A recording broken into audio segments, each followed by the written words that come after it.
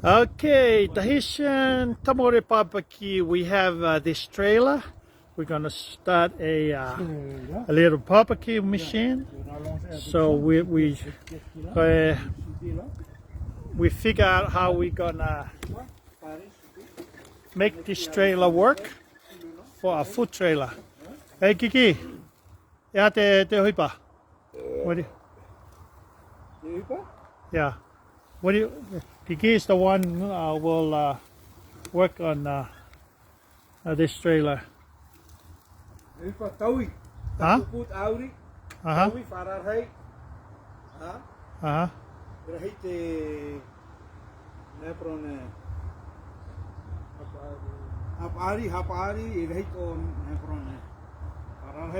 Uh-huh. Ai ka trailer ko ni fute fitu fala. Ka te mahonga ai ke pusi gitu ake fute valu te moe ala he trailer hange ka trailer ko ni apisope aga ki trailer ai ka e hata e hoi pa to ko Kiki na pani neti ara hai okay auri api 20 foot. E hate tau hipa I roto te auri I roto. E tatara tara? E to? E to? Me api. Ha? Tatara? Tatara rang mo rao trito. Ai e to oia? Ha? Peini tra auri roto. Okay, vari? Ye tu te auri. Aha. Utina tu men me rao api. Okay, rao api. Ai pa te whakafloa fo e hatera te rao imuri or diamond plates? Rao puro. Oh, rao puro? Rao puro. E utina nani so tu women diamond plate nani. Oh, okay. Rao puno. Ai te mauha whakafo'o katoa ai papa. Pea osigaya patoki ai lewa diamond plate koe hongoua koe ni ka tamatangata ko ku tangotu mai ko ka misi ko Hono. He's a chef from Tahiti, and this is Chef Kiki. Malolele. Malolele, yeah? Ayana. Ayana. Bonjour. Okay, aya ko mau angano tisai ni mau ki the trailer ko ni ko wong tangata ko ni ko tama mi Tahiti. Pea ko na. Now when I fight Tahiti ko na food truck. Ako mau hene pe kia te koa pisope taufa. O kai kei hene ka mama tufi takai holo e mau. E mau umea ko ai. Mo fasio holo hafangi mea hene. Ke mau ngawe ake mau ki trailer. Da goia ka mau hau ko ini. Ko ki business yung mafalere ko Tahitian barbecue. Paka mama fasio ko umea lere ka na pisope. Na ne ngawe foloa aki pea kamata motu atu pe ne umea lere ne ka fetongi pa ku tau pe ia heni kai ke hame ai ke fai aki ko ia te mauhanga fasio fa fulo maka fulo ko ni ma pa tau ni mata ne tu ko ni ko lorieta e finga ke mauhanga fix ke mau ngawe aki pa ko ene kone ume papakiu en I ono api. Ai ka hape me te mau nga mau heni e whao ake mau ki trailer. Ai ia suka fu sink en eta. Maha te mau ngawe ake ai sink ko ini. Ange koe upapa eni te mau ngawe ake. Ka te mau kai hapapa na whawhai. O hapi sopa mau matolo. Taka ne hape umea te mau hene pe ki ate ka ne misin tunu eka ko kamata hoke retire tangata ka mama fase sio hola hene u trailer papakiu ke maaya ka mau trailer ka te mau ai ka singa trailer pe hene aya mo ne u trailer he ka ne fangi me alere he o kumate Ke mama ere wako te mau o fixe whangi mea rere ko ia ke kamata e mau ki business. Pea Maha koe kini ana maha te mau whakamaa. Hono, pepe, te urus. Okay. Tata e prau tau e engineer tau e tau tunu maa.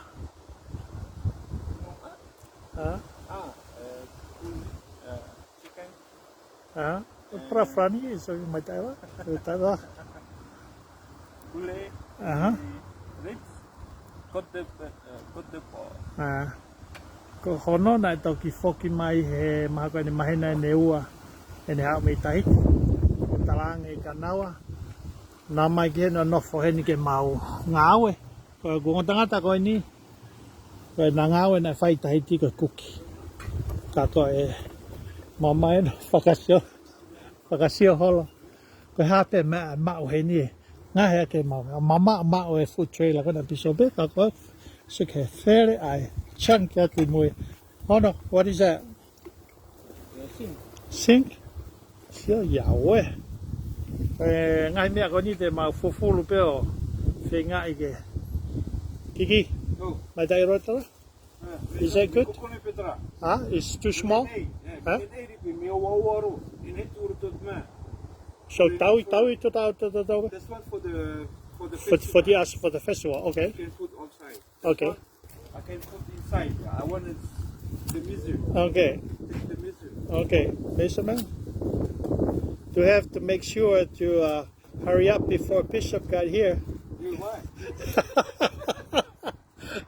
Còn để uống mẹ ngao quên. Hả? 2 feet? Còn để uống mẹ ngao quên. Này. Tạo quên nè. Mê wo full quên nè. Phá lê nè business coi nè. Và coi nè. Mau mai quên nè.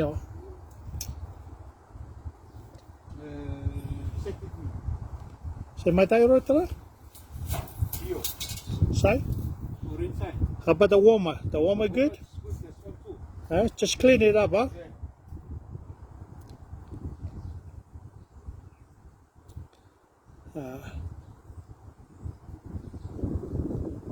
So how many feet is that? 8 feet or 6? 7.5. 7.5, same as the one over there. 7.5. So give Bishop $25. Okay. Okay. Okay. Okay, so it's all those. And that's here. Yeah, there's another one over there. No, it's too big. It's too big? Too Okay. big. It's too big? It's too large. Okay. And my tie right tra? Two half. Huh? Two half. Okay. Just 6. Uh-huh. No, 2 half. How many warmers over there? How many warmers over there? Huh? No, 2, 6, 2, 5, 7. No, 6 half. 11 half. Get on 2. Kai mau figure out koe ni. Koe ngā kai mau design ni a trailer koe ni ke tuupe mau mea tunu I loto. Whadaha pia mo e sink, mo e serving area. Koe ngā koe health department. E kai ngofua ia te tuu a sink mo mea katoa ia I tua. Pia koe mau poi project kia, mau ngāwe ke he taimini. Oops. Kono fikai ai te mau hoi awe fly ka mea koe ni. Hey, this one is a good one. Ari, the thing we can use this one, huh? We're gonna ask Bishop if we can use it for the side, huh? For the you know to the back. How many feet? Huh? We're gonna use it as a door. How many feet? 7. 7? Yeah, perfect. 2. Yeah? It's gonna, you know, it can be go here for the doors. We're gonna use it. We're gonna use it.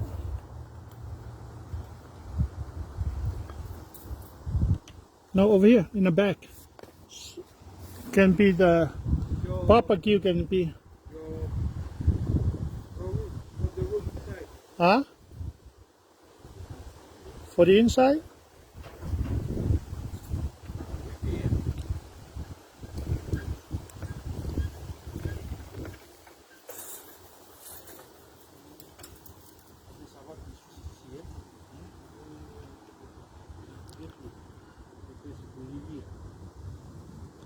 Huh? Ai ko trailer ko ni o ku fute fitu moi konga. There, what we are planning to do is that 8 feet. Fusi gitua ke matata tau e hori si pia moi vae. Ai so give us another extra 1.5 feet. The trailer leva e mene fute valo. Fute valo fute hiva malama.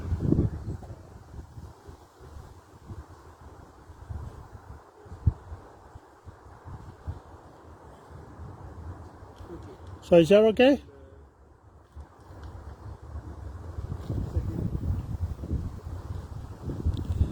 Ai ko foi trailer pau ke tapu ni foi konga I moa. Pea valeva foi konga koi moi.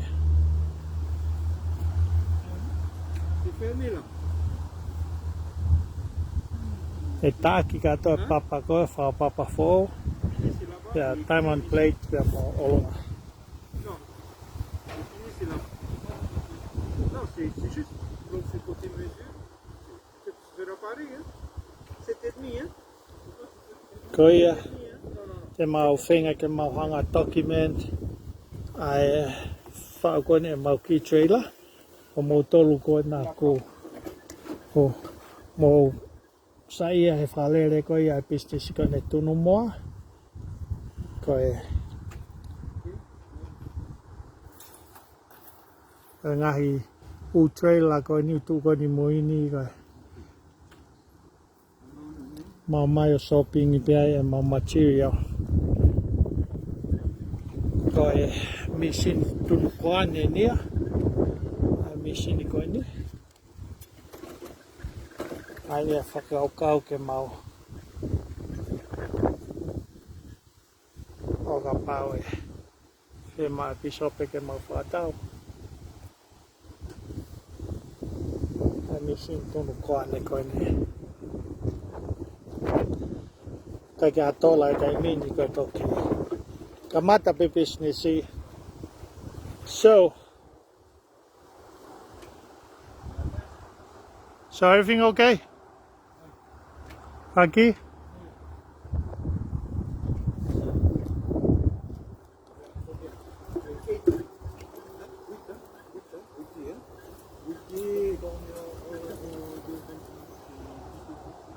Eight feet and a half, 8.5. Oui, non, c'est pour on travaille que à l'intérieur. Non, non, si tu fais un ou deux comme ça, t'as que ça comme place.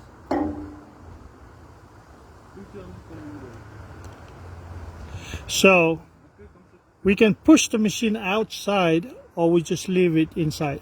You know, iroto? Yata o inaro. Hare rapai o hare you pu iroto. I te pepea. E mata iro. I can move it outside. Okay. Let's work on the frame first.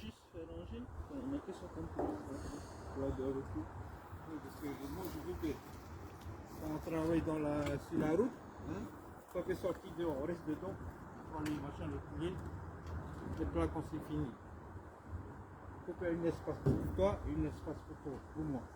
Donc, on a fait ça. Donc, il y a ça comme espace pour passer. Quand on travaille au-delà de la c'est beaucoup autant de. Quand tu es au deuxième, deuxième ou au quatrième? Non, non, au deuxième. Deuxième, parce que là, on va élargir. On met il y aurait un peu plus de place. Le quatrième, So, koe konga uloa ke mau ki foi video. So, you guys follow us and see what it's gonna look like our final trailer. And probably we are looking 2 to 3 weeks.